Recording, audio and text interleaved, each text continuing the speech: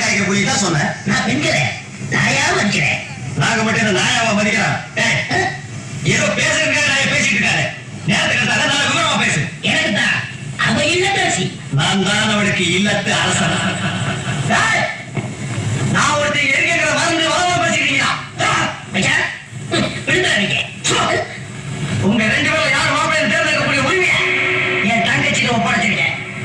அவன் பார்த்து யாருக்கு மாலை போட்டாரோ அவன் தான் மாப்பிள்ளை மருமகன். சரியா? இதுவரைக்கும் வீரத்துக்கான வார்த்தையை பார்த்து விளைச்சென்ற வீச்சரவா இப்ப ஒரு மாசத்துக்கான இப்ப மழை அந்த பவள மல்லி பாரிஜால பூவன் அந்த மேலைய இங்க கூட்டிட்டு வர அது வரைக்கும் சத்தமே வரப்படாது. மேல மணி மேல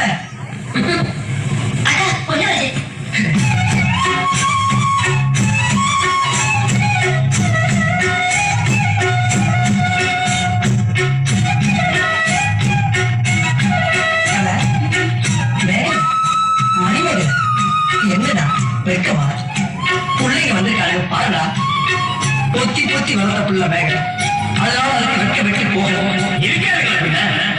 சரிடா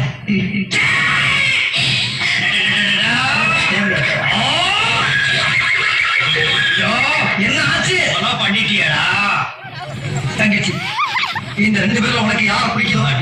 அவங்க கருத்துல மாலையை போட்டு கனவா இருந்ததுக்கு தாய் போ போமா.